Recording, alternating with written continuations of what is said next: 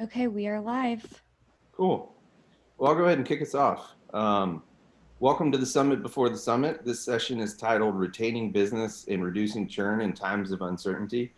My name is Matt Robinson. I'm the SVP of Client Success at Rev.io. I've spent 20 years in software as a service, specifically focused in client success. So, I'm charged with the health and well-being of our clients, and certainly one of my primary charges is understanding, the risk of relationships and churn. So, definitely a topic I'm interested in. So, before I ask the panelists to introduce themselves and their company, I do want to briefly touch on kind of why the topic today. So obviously no one has been immune from the risk to our respective businesses. So today we're going to focus specifically on what some of our clients have done to manage and address this risk. I think client retention in general is something that people think about in good and bad times, but certainly when there is a large amount of uncertainty that comes suddenly, it's something that we put a lot more inspection on. So hopefully there's some ideas or business processes or thoughts that you guys are able to take back to your own businesses and implement. So with that said, let's go ahead and meet the panelists. We'll start with Ed and then go William and then Ross. Thanks for having me as part of the panel with William and Ross today, Matt. My name is Ed Finneran. I'm CEO and founder of Atlantic Online, a 25-year-old CLEC in the Washington, D.C. region, where we provide fiber, telephone, and data center services to business and government.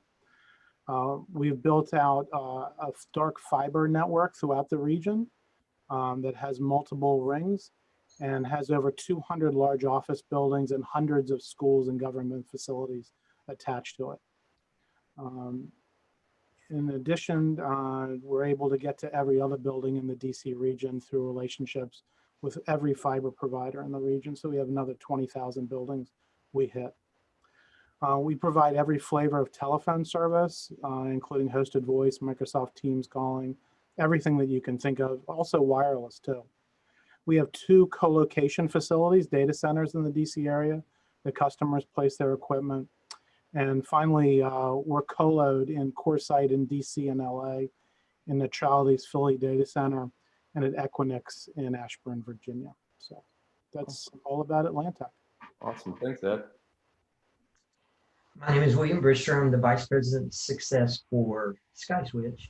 And SkySwitch is a wholesale white label provider. We sell through resellers. We sell hosted UCaaS voice VoIP service. And do want to thank Matt for inviting us to the panel here with Ed and Ross. And also want to thank Delaney for all the work she's done behind the scenes. So, but look forward to the discussion. Awesome. Thanks, William. Ross. Hey, I'm Ross Ortali. I'm the President and Chief Operating Officer of SpectraTel. I want to thank Matt and Rev.io. We have a very long and successful partnership, and it's always a pleasure to collaborate on the annual events. SpectraTel is a next generation aggregator. So we provide internet managed services, cloud, UCaaS services. We bundle that in to enterprise customers across the country. Awesome. Thank you, Ross, and thank all of you for joining. All right, so first question. Have you seen meaningful change in your retention / churn rates that you can attribute to the pandemic? And the second part of that question is, what are some of the things that you've done differently to analyze that risk? And we'll start in the same order with Ed. Atlantic's churn rate has really not been materially affected by the pandemic. We had 5 customers ask us for extended terms due to their own income issues, but those now have been resolved. And I'm not aware of any of our customers who've had failures due to the pandemic. In fact, the first couple of months of the pandemic were crazy busy delivering fiber and hosted voice services. With regard to churn, we helped to develop Aver Analytics Power BI integration with Rev.io. So we take advantage of that tool every day. Some of the key things we look at are the accounts receivable aging tab, and we're able to do a lot of sorting with that so that we can find issues early with customers And we found, particularly with the pandemic, that some of the customers aren't getting their invoices like they usually were. And 9 times out of 10, it's that, whether employees are not in the office or whatever, that's been that tool has been a real big help. The other thing, the other data we look at are installation tracking, make sure that all our orders are being delivered as quickly as possible.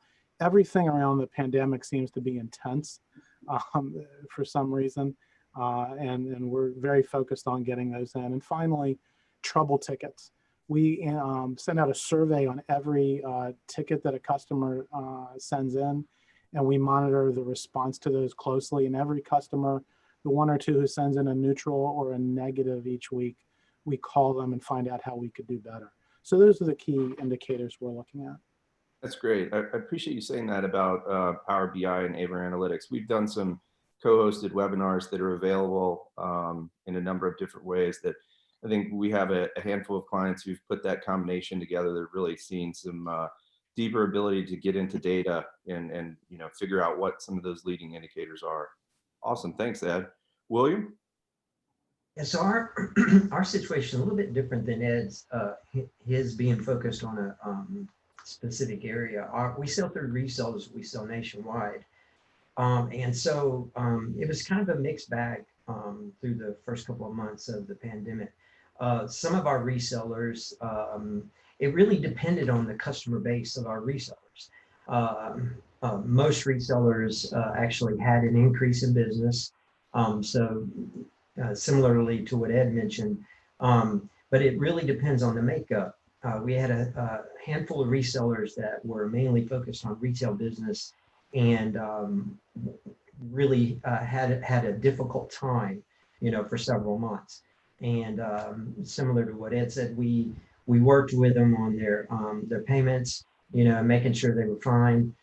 So it really was kind of a pinpoint type scenario where we were really watching the resellers, their customer base, and their sales, their quotes, and keeping up with how they were doing. And then those that were having trouble, we would jump in and help them, and did that through the process. So it was kind of a mixed bag for us, some good, some bad.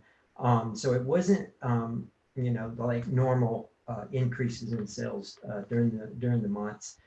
It was a little bit down and a little bit up. So it was really kind of steady, through the process there, through the process of making it through the pandemic there.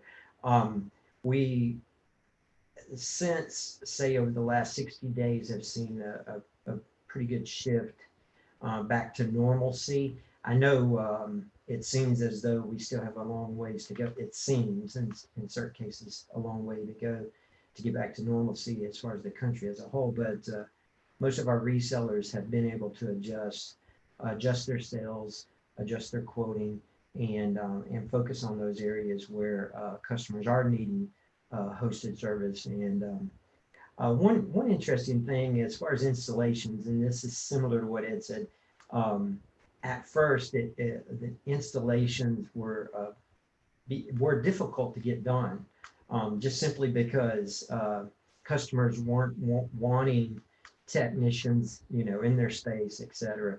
But we've been able to work through that, and things are turning back to normal. That's great. And you brought up or alluded to some of the, the one-offs that you manage, and we actually are going to talk about that as a question on, how do you manage that without just slashing your prices? So a little bit of a foreshadowing into an upcoming question. Ross, how about you? And I know it's a 2-part question, so I can reread it if you need me to. Yeah. So I'd start with just the churn.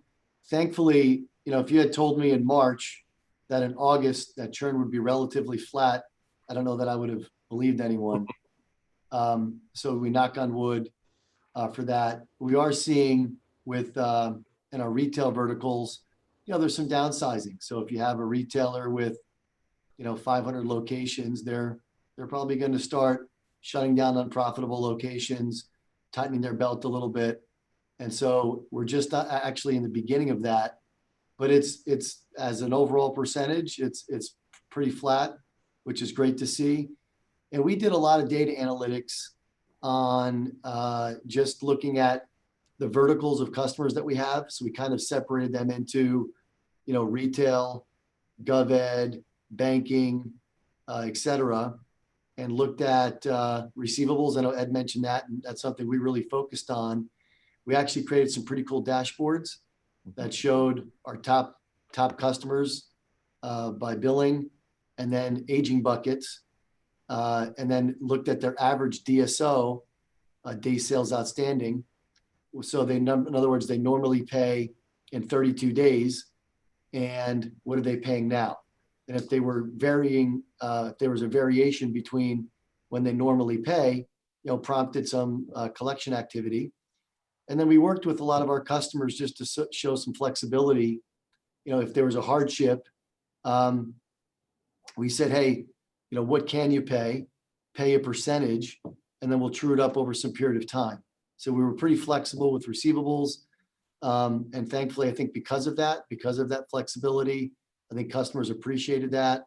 And thankfully, again, it's been pleasantly surprising in terms of a percentage. Yeah, I think that's a really important point. When things are tough, I think your character gets revealed, right? And the businesses that have been flexible and showed thoughtfulness and care, I think that certainly goes a long way towards building a valuable relationship. Awesome. Well, let's move on to the next question. So I phrase this a little differently because I know that, have you changed or even discussed changing some of your internal structure around account management or service teams to more kind of deeply support your retention efforts? And we'll go reverse order if you want to start, Ross. Yeah. So we have what we call a Premier Account Management Program. And we have about 60% of our revenue is from very small number of customers. And so there's a hyper focus on those customers, and there's kind of a dedicated account management. So what we've done a little differently is, during this, let's call it, COVID period, there was a lot of, and William mentioned this, a lot of delayed implementations. Mhm. So if you're installing service across X amount of locations, some of those orders were put on hold. So we kind of shifted our gear, shifted our strategy from looking at, ticketing and ordering into more longer term strategic efforts to optimization of services, improving our reporting packages, improving our touch points and outreach out to customers, focusing on reterms. So part of that strategy was, can we look to our base and understand who's off contract, try to get them on contract. It was very timely for some customers. It's not all just about, and I know you mentioned this, Matthew, when we spoke last, it's not just about writing down revenue and reterming. There's other more strategic discussions to be having with your customer base about digital transformation, technology changes, and sprinkling in some value add. So we did kind of switch gears and have focused on the largest customers with some other items. And then we also have what we call a customer account management team that manages the next revenue tiers within our base. And we're really proactive in trying to contact them, understand, hey, are you open for business? Are you closed? Are you in your location? Are you out? How can we help? And so, just a lot of proactive touch points. Right. So definitely the deeper inspection, kind of change gears, make sure that you're assessing the risk through data, through services, conversations. Awesome. Ed, how about yourself? One of the big things we've done is reposition some of our what we call customer service. Instead of being reactive, we've had them to be proactive. And so reaching out to customers, making sure they're doing okay. Is there anything we can do? Making sure that we have the right contact information for all of them. So that way we're having more touch with the customer.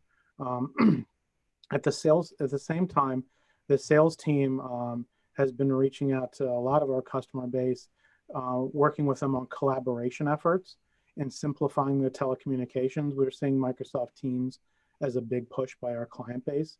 Most of them already have Office 365 or Microsoft 365 now. So getting integrated calling going with that simplifies what they're doing, and there's been a tremendous response back to that. So, so the combination of more touch and strategic touch is where we focused. Just kind of a follow-up. Do you foresee that being a permanent business process that you will maintain in the future? Which is that, Matt? The more proactive outreach and sort of scrutinizing contacts and. I think it's too early to say. Mhm. You know, we're finding the additional touch to be effective. So my guess would be yes. But we're always evaluating our efforts and the way we care for our customers. But right now it's working really well. Awesome. William. Yeah, so one of the things we did was we dropped the billing off of our meeting manager, which is our web conference product.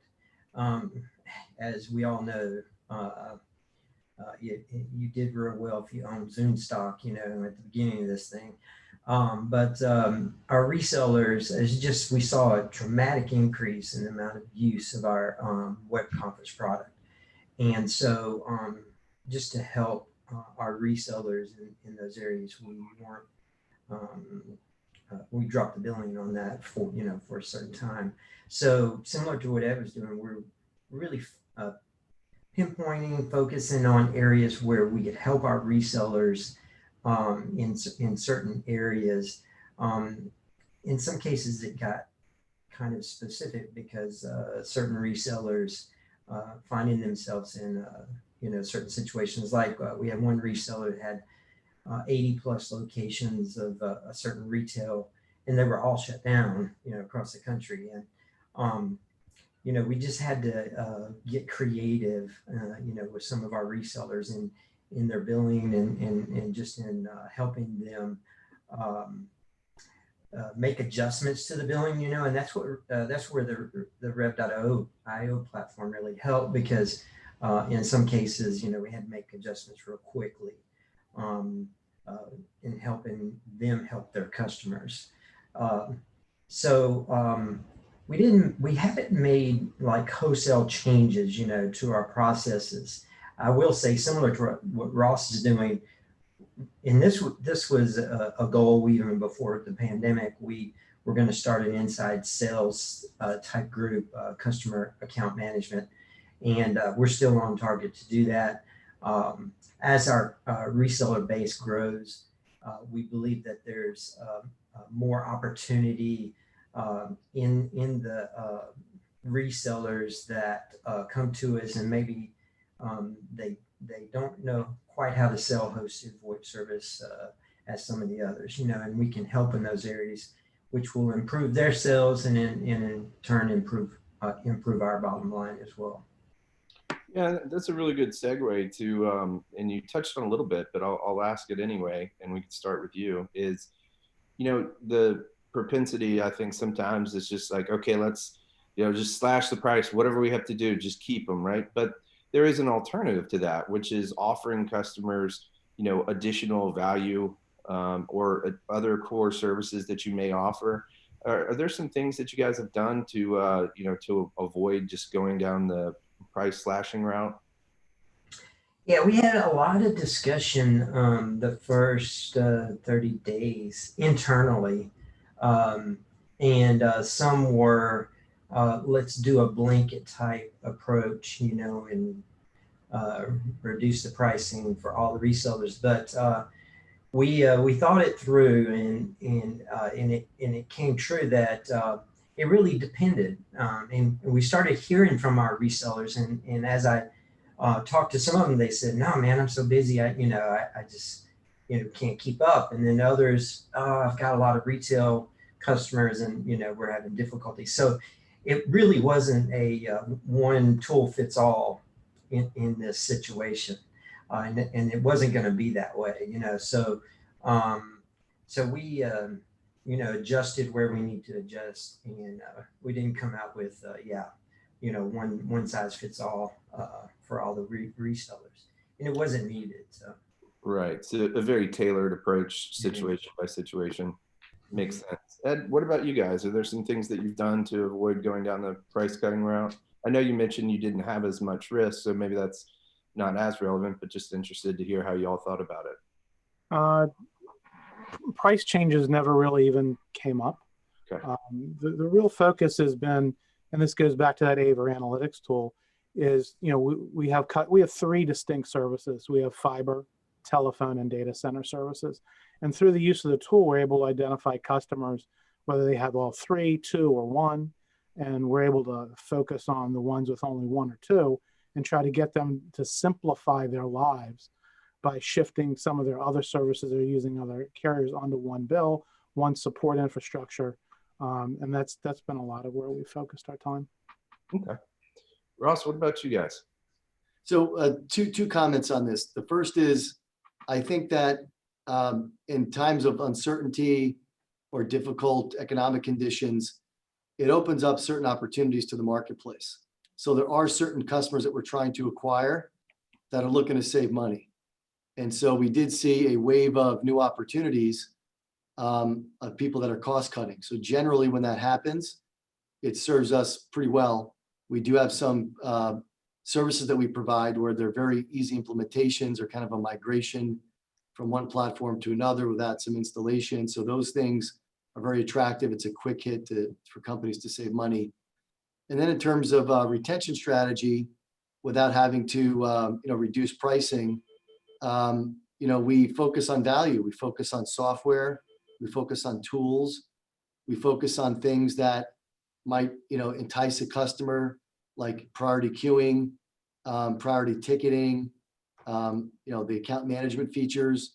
Those things add a lot of value to a business, and it separates our customer service differently than some competitors.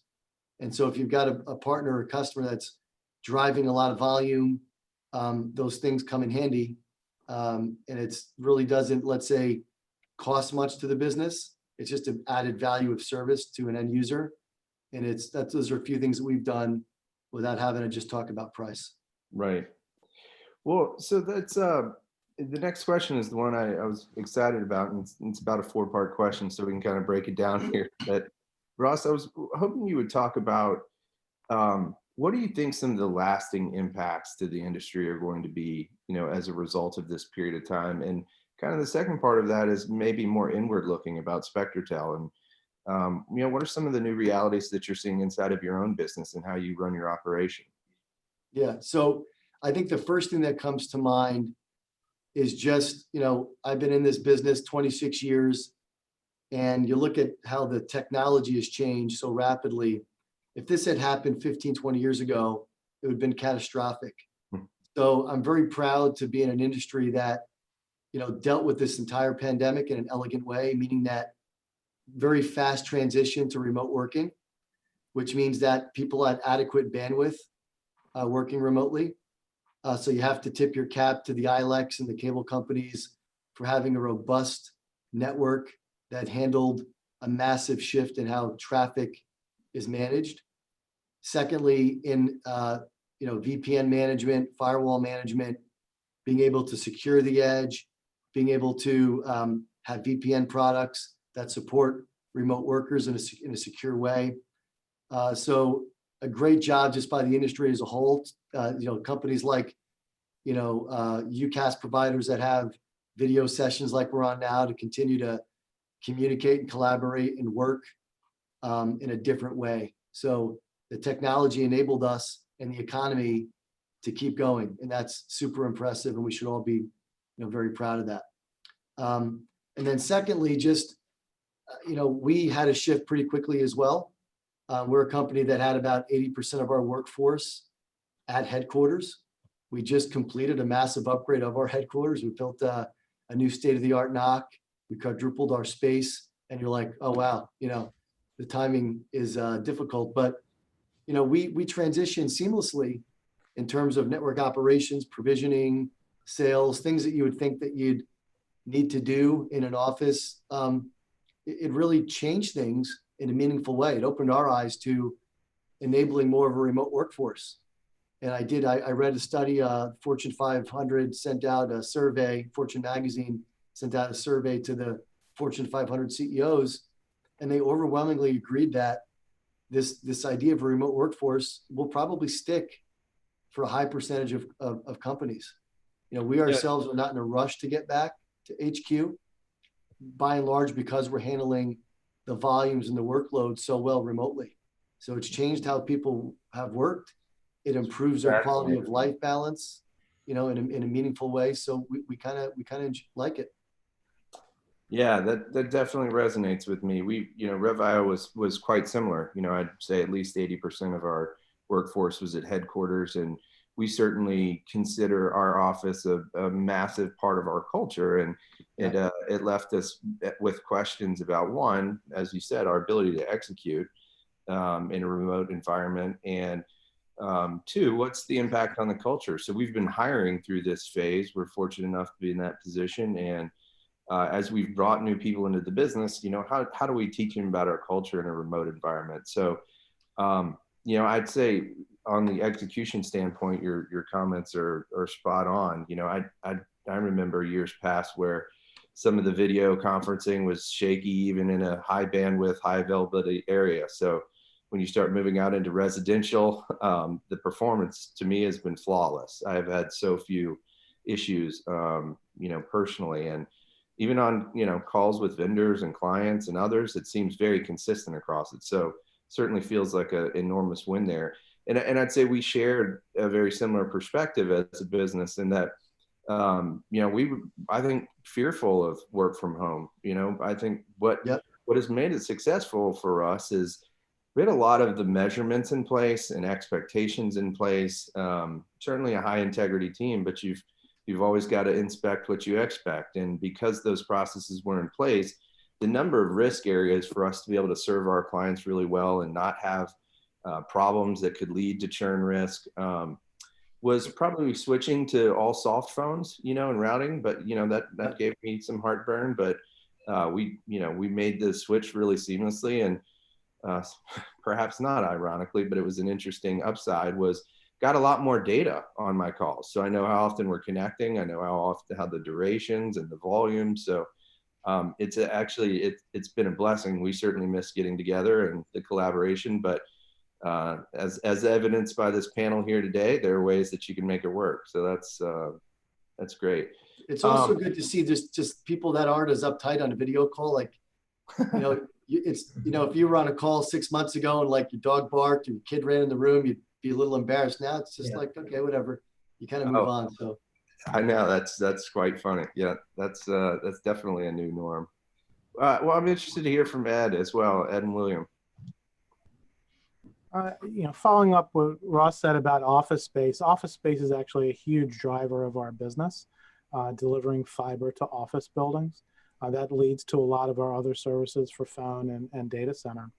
And so, you know, our question is, you know, how important, you know, the big picture, how important are office buildings going to be in the future? So do we keep adding dozens of office buildings to our network? You know, during the pandemic, by the end of September, from the beginning of March, we'll probably added nearly 24 new buildings to our fiber footprint. And we keep getting orders, so that's a good sign, right? And then we just got brought into a huge 60 to 80 office building smart city project, which will add obviously a lot of more buildings. So the money's there for office buildings. People are still focusing on it. Tenants are leasing office space. Facebook just leased a huge office space in Manhattan. So the deals for office space are not slowing down. In fact, that Facebook deal is you're probably going to see a lot of follow-on large office space deals because of that impetus, that recent signing up by Madison Square Garden. Yeah, so it's the long play, right? There's a lot of inexpensive space that's becoming available, and not a bad time if you believe that we're going to go back to a normal, then great time to get yourself a great space and deal, right?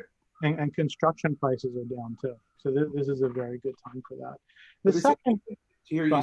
It's interesting to hear you say that initially, that sounds like it was potentially one of your risk areas, like not understanding the future of office space, going, oh, is our client mix? Do we need to shift? Do we need to pivot? But obviously you guys stayed the course because you saw, you know, empirical evidence that orders were still coming and money was still there. But yeah, it certainly seems like it invited some thought.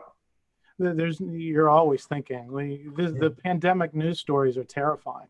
Right. All of these things race through your head. But the reality is we keep getting orders for more fiber, more bandwidth. Some of our customers haven't slowed down one bit and are adding buildings on a regular basis. But that also lends into my other point, which is, the interesting thing about telecom is it's getting more valuable during this time period. All of us, I'm sure Ross and William agree with this, is we always talk about redundancy. Add redundancy, you need other paths. And that's becoming much more sensitive during this time period. And so customers are now much more willing to add in additional power in the data center, take second fiber paths, where before it was a struggle to get them to understand how critical it is until they have a fiber cut. And believe me, during this time I don't even understand how this happens. The fiber cuts continue. So those backhoes and the magnet to the fiber cables just don't stop. So I think in general, all our businesses that are customers of Rev.io are just getting more valuable because our underlying services are more valuable to our customers. Yeah, certainly not a need for less connectivity these days, right? No, definitely not. William, same question to you. Interested to hear how you think this is going to affect the industry, and then maybe some things about internal SkySwitch and how you guys operate. Yeah, sure. So for full disclosure, after Ross's statement, I am wearing pants. Okay. So I'm wearing shorts for what it's worth. Yeah, it's crazy. They said at the beginning there, I think it was the beginning of April, Verizon, they were having days twice the volume of calling than Mother's Day. So along with Ross's point about how important telecom and the internet and all that we do for businesses to be able to make that shift so quickly.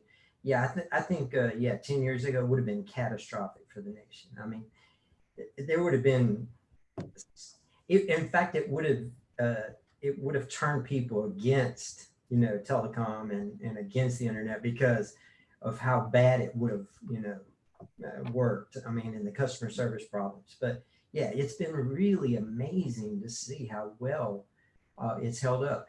Now, for our resellers, we have a mobile soft phone and desktop phone, and they sell it all the time. Now, the volume just went through the roof, after the first 30 days. I mean, during the first 30 days. So they were, a lot of businesses were asking their reseller, one of our resellers, to help them with, can we take our phones home? Do you have a soft phone? Can we use it? So there were a lot of questions, about remote work, remote teleworking. So I think that this pandemic has it's kind of condensed about 5 years of a cloud acceptance, I mean, it just condensed it all.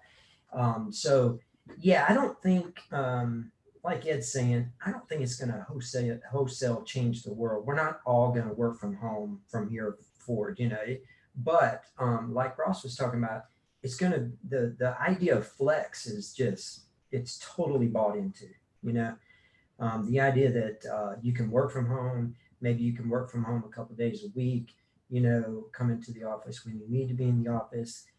Those that were so office central have, they lost that argument. I mean, because we've been able to accomplish, work from home. So, or work from anywhere, really. They even say people are moving to different places. There's people moving out of California into Colorado because they can work from home.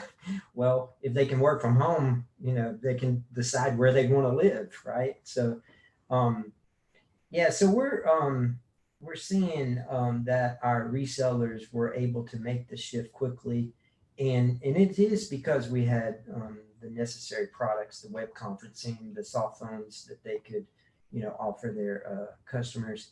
and make that shift. But as far as a company, SkySwitch, I've worked from home for the last 12 years, and our VP of sales, he's in San Diego working from home, and our VP of support, he's in Phoenix working from home. So it wasn't anything new for us. We were already in this flex environment. But yeah, it's real interesting, the change that we've seen and how quickly. Yeah, I've definitely noticed some work from homes that seem to be relocated to sunny Florida for periods of time, Yeah. which is great. Hey. Well, so last question that I wanted to talk about. I think we've touched on some different pieces, but I'm interested to hear. Out of all the different things that you've learned through this period and the different tactics that you've employed, or strategies, or evaluations, or data. How many of them and which ones do you think will be lasting, for your just general preparedness and resiliency to things? I mean, I think that it forced everyone into a business continuity and recovery plan, right? Just having to, we're located in, central New Jersey.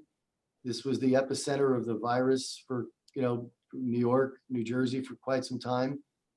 And we had to rapidly adjust.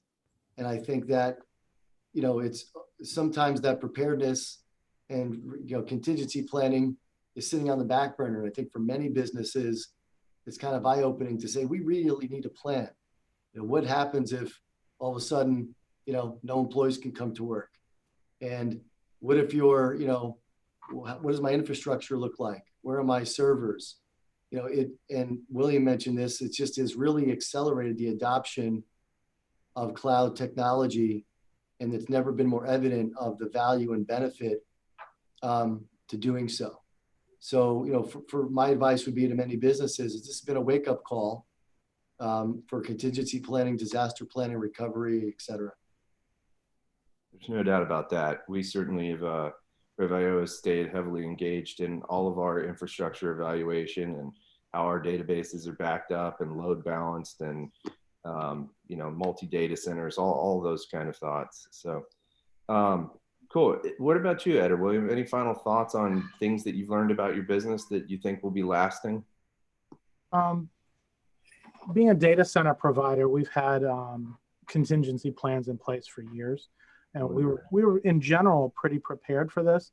The one area that we had to spend a lot of time once the balloon went up was on protecting our fiber teams out in the field. I hadn't really thought as much about that. But when they started talking about restricting travel, I don't know if you guys remember that from the end of March. Oh, yeah. They were going to stop people from moving around. So we had to quickly work with the government officials to make sure that we could pass through lines. And how do we do that? How do we get police not to stop us? Those were super strange times. But they were things that we had to deal with. And now that we have those in place, we're prepared for the future, and hopefully we'll, knock on wood, never have to do that again. But those are all experiences that we have under our belt and know how to deal with better now. That's awesome. Yeah, I totally agree with what Ross and Ed have presented. For us, when we sell through resellers, one interesting thing is some of our resellers that maybe work very heavy retail oriented on their customer base, and you think, well, your sales just come the way they come, right? But I think this has made them think, wow, it would be kind of like if you had one business, one customer that represented maybe 30 or 40% of your revenue, right? I mean, it's the same thing. You have to have some diversity, and having some diversity as far as verticals, I think is something that our resellers, a few of them for sure, have come away with. I just can't have all retail customers. I mean, because that, if we have something like this happen again, it could really, hurt, because it has hurt. But so, changing your sales strategy just to become more diversified. I know Ross mentioned, a certain amount of customers represent a certain amount of business, sometimes you can't help it, I'm sure, but if you can help it, being diverse in that way as well, is something I think our resellers have pulled from this. Yeah, that definitely seems like a, pretty universal understanding is, even if there's not a specific strategy change, or as you said, sometimes you can't control the opportunities that you get, there's at least kind of a deeper recognition and understanding and evaluation of what your mix is and where your density is, because, when economies are impacted in different sectors or verticals are impacted more heavily, it's, translates directly back to us. Well, that was all the questions I had. I don't see any questions from the audience, so we can adjourn. I want to thank everybody for joining the panel, gentlemen. Really appreciate it. Delaney for organizing it. Hopefully, everyone out there learned a couple of things they may be able to implement in their business. Thank you thanks, so guys. much. Have a Thank great you. day. Bye, guys. Have a great day. Bye-bye. Stay safe.